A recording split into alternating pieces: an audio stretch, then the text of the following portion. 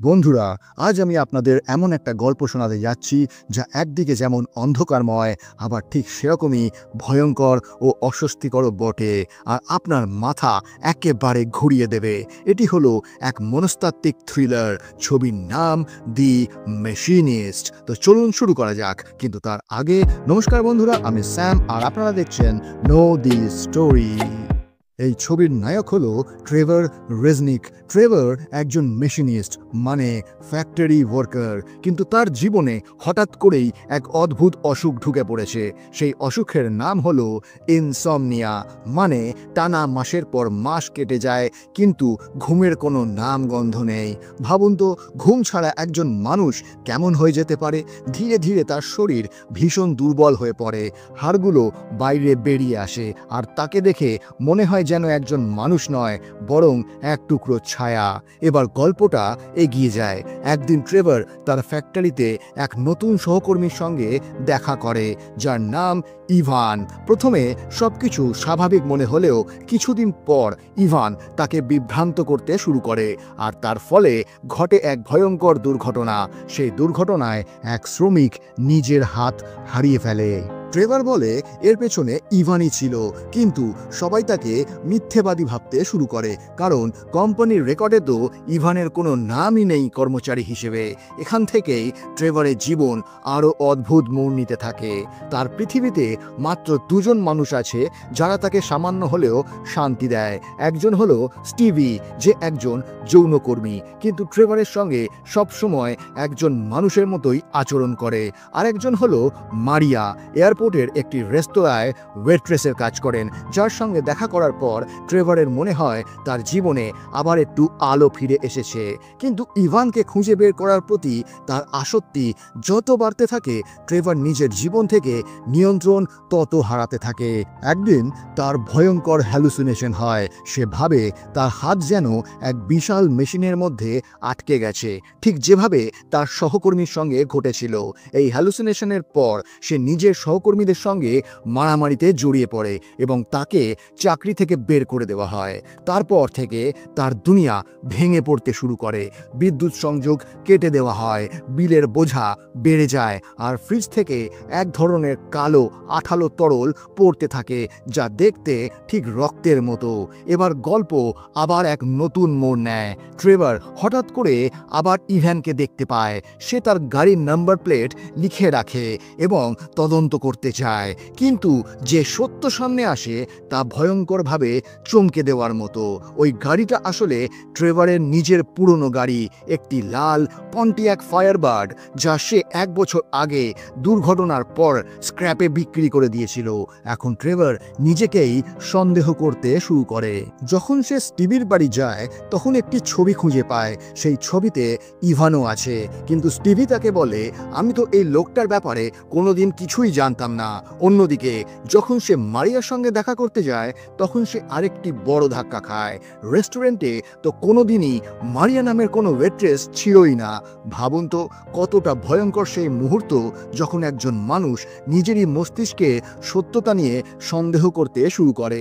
ফিল্মের একেবারে শুরুতে একটা দৃশ্য ছিল যেখানে ট্রেভার মারিয়া আর তার ছেলে নিকোলাসকে নিয়ে আউটিংয়ে যায়, এবং সেখানে নিকোলাসের শরীর খারাপ হয়ে যায়। কিন্তু পরে যখন ট্রেভার আবার রেস্টুরেন্টে ফিরে আসে, তখন ওয়েট্রেস তাকে বলে এখানে কোনো মারিয়া নামে কেউ কোনোদিন কাজই করেনি। মানে মারিয়া আর নিকোলাস দুজনেই হয়তো কেবল তার মস্তিষ্কের হ্যালুসিনেশন ছিল। তারপর আসে ক্লাইম্যাক্স। ট্রেভারের মনে হয় ইভান তার বাড়িতে ঢুকে পড়েছে আর নিকোলাসকে নিয়ে গেছে। সে ইভানের মুখোমুখি হয়, তাকে মেরে ফেলে এবং ফ্রিজ খোলে, কিন্তু ফ্রিজের ভেতরে কিছুই নেই, আছে শুধু পচে যাওয়া মাছ। এবার আসে গল্পের সবচেয়ে বড় রহস্য, সেই মুহূর্ত যেখানে পুরো কাহিনী একেবারে পরিষ্কার হয়ে যায়। ফিল্মের শুরুতেই দেখানো হয়েছিল যে ট্রেভার একটা লাশকে কার্পেটে মুড়িয়ে লুকিয়ে রাখছে। এখন গল্প ঘুরে ফিরে আবার সেখানেই এসে পৌঁছয়, আর তখনই শোনা যায় একটা আওয়াজ, হু আর ইউ। ফিল্মের শুরুতেই এই ডায়লগটা ছিল, আর শেষে আবারও একই লাইন। আর তখন ট্রেভারের জবাব হয়, ওয়েল, এখন মনে হচ্ছে তোমায় সব কিছু বুঝিয়ে বলতে হবে। ঠিক এই মুহূর্তেই আমরা বুঝতে পারি আসলে পুরো কাহিনী কি ছিল।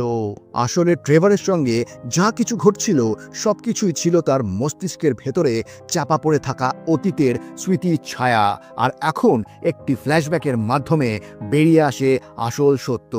1 বছর আগে ট্রেভার তার গাড়ি চালাচ্ছিল। সে রাস্তা পার হওয়া এক ছোট্ট শিশুকে দেখতে ভুল করে এবং দুর্ঘটনা ঘটে। শিশুটি মারা যায়, আর সেই শিশু আর কেউ নয়, নিকোলাস। হ্যাঁ, সেই একই ছেলে যাকে আমরা মারিয়ার সঙ্গে দেখেছিলাম। এই ঘটনায় ট্রেভারের জীবন ওলট পালট করে দেয়। সে তার অপরাধবোধকে মনের গভীরে চাপা দিয়ে রাখে, আর সেই অপরাধবোধই তাকে ইনসমনিয়ার শিকার বানায়। টানা 1 বছর ধরে সে ঘুমহীন কাটায়, নিজেকে এড়িয়ে চলে, নিজের অপরাধকে লুকিয়ে রাখে। কিন্তু যখন সব কিছু আবার মনে পড়ে যায়, তখন ট্রেভার তার ফ্রিজে ঝোলানো এক নোটে লিখে ফেলে, কিলার।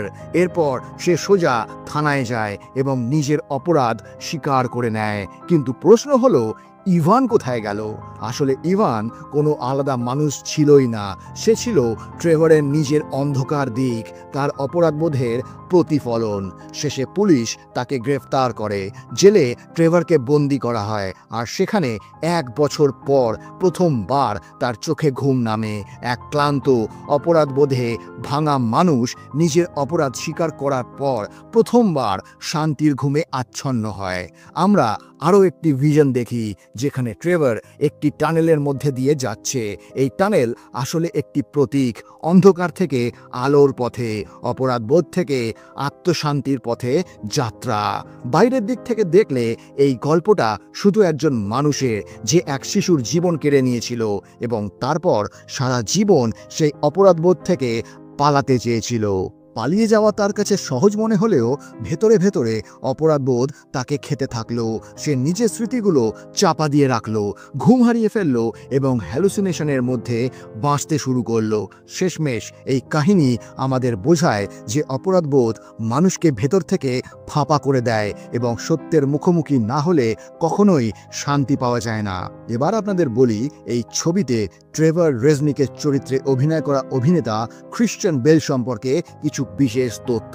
ক্রিশ্চিয়ান বেল এই চরিত্রের জন্য সত্যিকারের নিজের শরীরকে এতটা ভেঙে চুরে ফেলেছিলেন যে দেখে পুরো বিশ্ব হতবাক হয়ে যায়।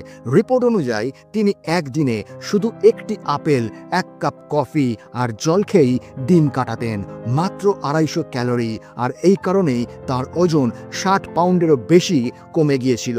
তার কঙ্কালসার চেহারাই এই ছবির সবচেয়ে বড় পরিচয় হয়ে দাঁড়িয়েছিল। অভিনেতা হলে ক্রিশ্চিয়ান বেলের মতো হওয়া উচিত, যিনি নিজের চরিত্রকে জীবন্ত করে তোলার জন্য নিজের জীবনকেও বিপদে ফেলতে পিছপা হননি। তো বন্ধুরা, যদি এই গল্পটা আপনাদের ভালো লেগে থাকে তাহলে ভিডিওটি লাইক করুন, আপনাদের বন্ধুদের সঙ্গে শেয়ার করুন, আর এরকমই আরও সিনেমার গল্প শোনার জন্য আমাদের চ্যানেল নো দি স্টোরি বেঙ্গলিকে অবশ্যই সাবস্ক্রাইব করুন। আপনাদের একটা সাবস্ক্রিপশন আমাদের নতুন গল্প শোনাতে উৎসাহ দেয়। দেখা হবে পরের ভিডিওতে আরও এক মন ছুঁয়ে যাওয়া গল্প নিয়ে। ততক্ষণ নিজের খেয়াল রাখুন। ধন্যবাদ।